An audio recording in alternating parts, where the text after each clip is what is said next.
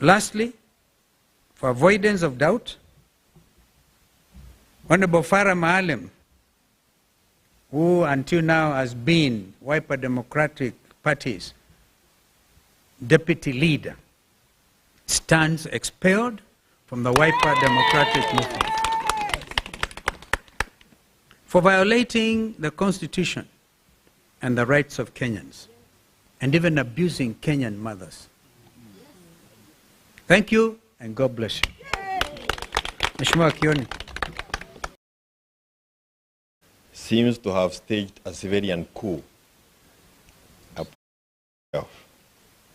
because he has refused to constitute the IEBC. It's been confirmed here by Muturi that the abductions were really under his command, because he's the one who made the call and the young man was released. So if your son or daughter is released and you cannot get hold of William Ruto, what does that mean to us? We are on our own. When we have the likes of Sudi, Kamket, Kimani Ichung'wah, and Farah Maalim, allowing the utterances that we have heard from their mouths in the presence of William Ruto, and to the amusement of him, William Ruto, kwa sababu yeye ndio alikuwa anapiga makofi kuliko wananchi wanapotukana watu. It means that the center is not holding, and we as Kenyans must heed the call that has been made by our leader, and we must prepare to do what the South Africans, the people of South Korea, have done. It is time for us to go and arrest William Samoei Ruto from State House, because we are on our own. Hakuna kitu kingine tunangojea, na hakuna Mkenya anangojea kuambiwa Ruto ni mbaya, wanajua ni mbaya kukuliko wewe mwenyewe. Hakuna jambo unaweza sema kwamba anaweza saidia sisi nalo. It is upon us to organize ourselves and get Ruto home. Us as leaders, na sisi wote wa Kenya. And I want to add this. Any person within the KK administration who chooses to remain until the end, or who chooses to leave earlier than the end, and the end can be earlier than that end you think of 2027. Wewe usikuje kutumiwa kuleta mambo ya kugawanyishwa kati yetu. Come, join us, so that we are one unit that is ready to remove Ruto.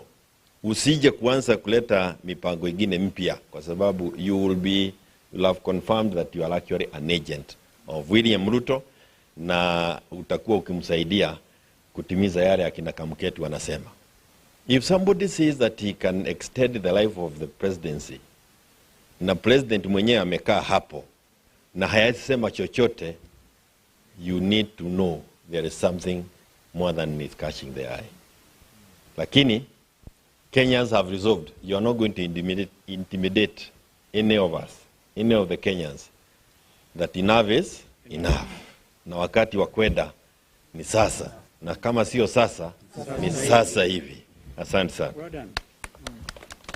Any questions?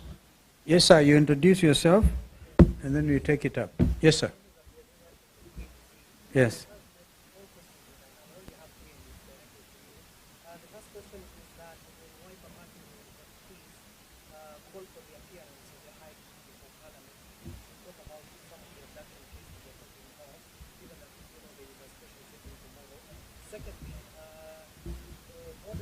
Given to the members of parliament, there are some MPs who are threatening to impeach the public. We have witnessed some of nominated members of parliament, even sitting members of parliament, where they were even expelled from the house, but yet till today they are still there. So how different will it be for Farah Maalim? Okay.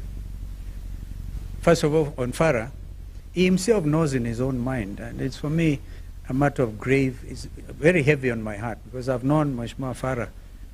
He used to be a reformist, campaigned for him seriously in Dadaab, against that time an ODM candidate, and we won for Wiper. Therefore, it doesn't give me any pleasure. Even if, because there's that thing they always follow in the Constitution, unless somebody resigns in writing to Mr. Speaker, right?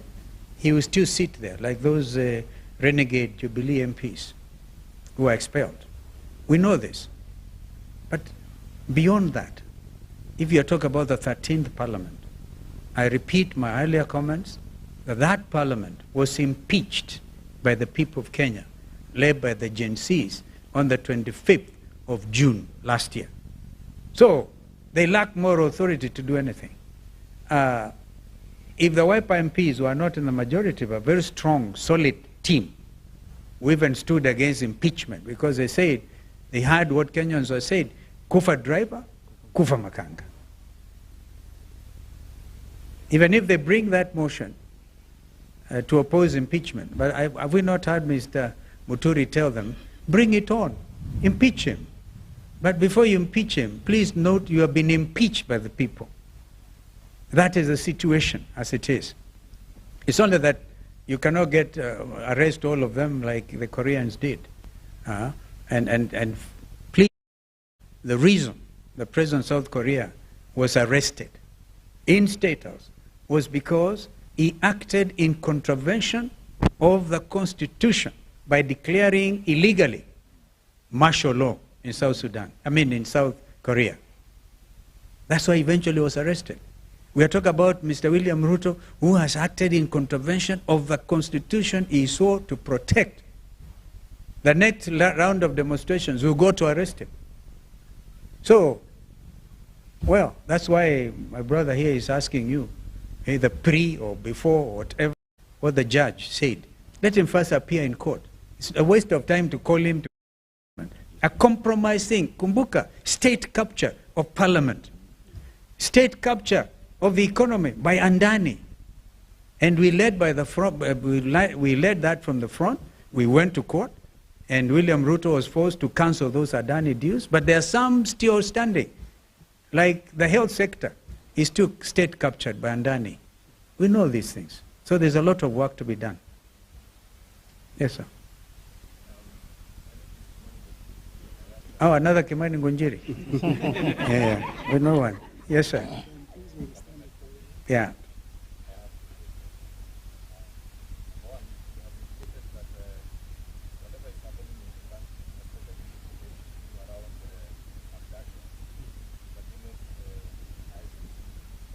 Yes.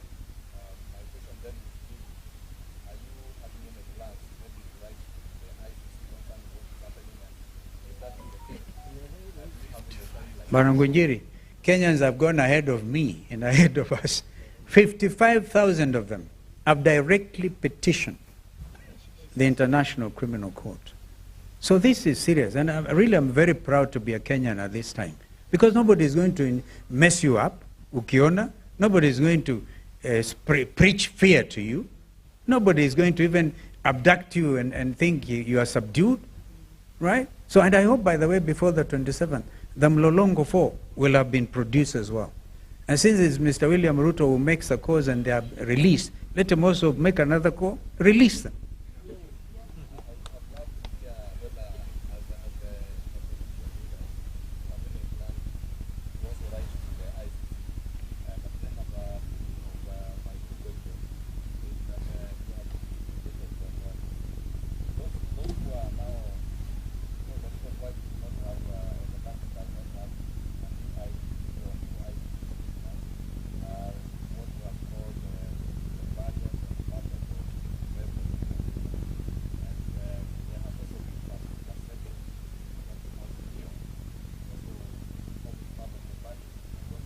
We dealt with that matter before, Ngunjiri. If you're referring to Koki Muli's candidature, right, that was already given green light by a high court judge, and then those puppets we are making reference to went on appeal. The appeal has taken inordinate, as experienced inordinate delay, meriting, in fact, necessitating the president of the Law Society, Madam Faith Odhiambo, to issue a statement on that matter, saying that the court system should clear any IEBC-related matter, because that appeal has been lying there for three months unattended to. But I gather the matter is coming up, I think, on the 21st now. Let us hope it gets cleared once and for all. If Koki Muli loses, fine. If she doesn't lose, then the panel should be constituted immediately. Remember, we said, if by March there's no IBC, we will go to the streets because these people are trying to pre-rig the 2027 election. On ICC, we have no problem. In fact, I think Paul Mwangi, dealing with the 2023 demonstrations, remember we lost over 65 Kenyans, and we wrote to the ICC. We are likely, we can combine all this now, and I thank you, Bwana. We will take this up, but we need to consult with Paul Mwangi and compile a very strong thing. This here, a criminal enterprise established, which is clearly in accordance with the stipulations under the Rome Statute. Yes, Madam.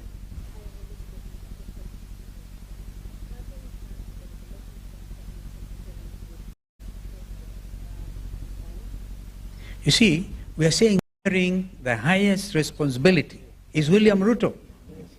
I saw the headline in the Standard calling Nuruddin the chief abductor. It is Ruto who is the chief abductor. So, this is the whole thing. The government, the entire machinery resigned. They got now his deputy president, Kindiki Kithure, poor fellow, was meant to lie. Hey, ajabu ya Kenya. But this is clearly now where we are, and I think this is unstoppable.